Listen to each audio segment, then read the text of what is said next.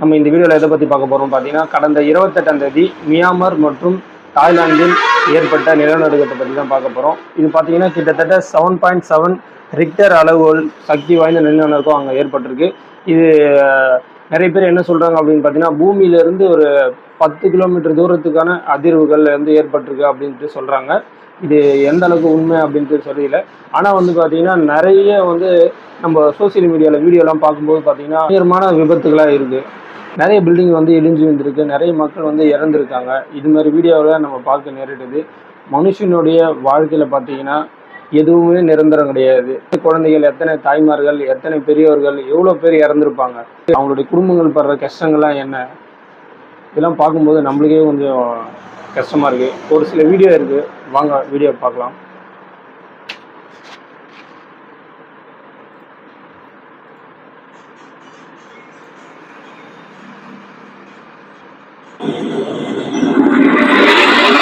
இதில் பார்த்தீங்கன்னா அந்த பில்டிங்லாம் பாருங்கள், அப்படியே ஃபுல்லாக இடிஞ்சு அப்படியே விழுது. என்ன தான் பண்ணுறது, எப்படி பாருங்கள், எவ்வளோ மக்கள் வந்து அலறி அடிச்சுட்டு நிற்கிறாங்க பாருங்கள்.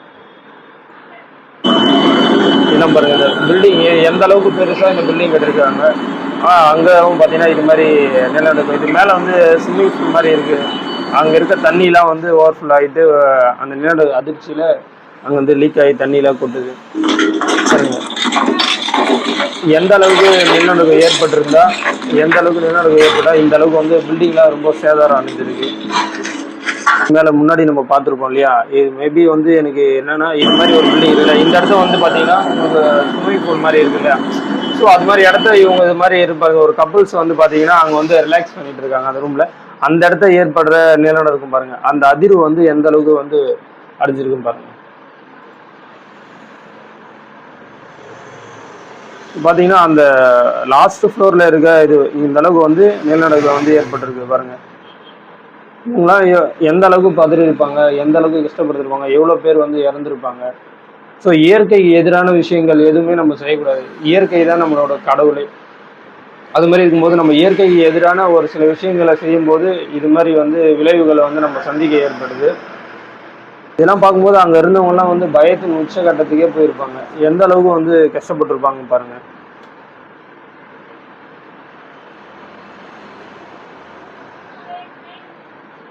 ஸோ இந்த நிலநடுக்கத்தை பற்றி நம்மளும் ஒரு வீடியோ பார்த்தோம், ஒரு விழிப்புணர்வு வீடியோ மாதிரி தான் நம்ம போடுறோம். இங்கேயும் பார்த்தீங்கன்னா நிறைய இயற்கை வளத்தெல்லாம் அழிச்சிட்டு பில்டிங் கட்டுறது, ரோடு போடுறது, இது மாதிரி விஷயங்கள்லாம் நிறைய நடந்துட்டுருக்கு.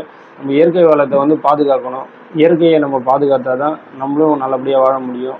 இது மாதிரி நிலநடுக்கம் எப்போ வேணாலும் வந்து ஏற்படலாம். மலைகள், காடுகள் இதெல்லாம் அழிக்கிறத நிறுத்திட்டு இயற்கை வளத்தை பாதுகாத்து நம்ம வாழ வேண்டும். நம்ம எப்பயுமே இயற்கையை சார்ந்தே தான் வாழணும். நம்ம என்னதான் நவீன நாகரிகத்தில் நம்ம வந்து உள்ளே வந்துட்டாலும், ஆனால் இயற்கை தான் வந்து முதன்மையானது. அந்த இயற்கைக்கு அப்புறம் தான் எல்லாமே. ஓகேங்களா? அதனால் நம்ம வந்து இயற்கையை எதிரானவராக மாறுறதை விட்டுட்டு இயற்கையோடு ஒற்று வாழ வேண்டும் என்று கேட்டுக்கிறோம். நன்றி, வணக்கம்.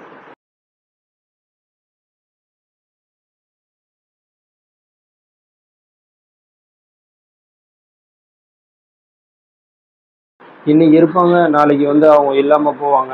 ஸோ நம்ம இருக்கிற வரைக்கும் நல்லா வாழ்ந்துட்டு தான் போகணும். மற்றவங்கள வந்து கெடுக்க நினைக்கிறது, மற்றவங்கள அழிக்க நினைக்கிறது தான் அது மனுஷனுடைய இயல்பான ஒரு அவங்களுடைய குணத்திலே இருக்குது. ஆனால் வந்து அது மாதிரி விஷயங்கள்லாம் வந்து இருக்கக்கூடாது. நம்மளும் வாழணும், மற்றவங்களும் வாழணும் அப்படின்ட்டு நினைக்கிற குணங்கள் வந்து மக்களிடையே வரணும். அப்படி வந்தால் தான் எல்லாருமே வந்து நல்லா இருக்க முடியும்.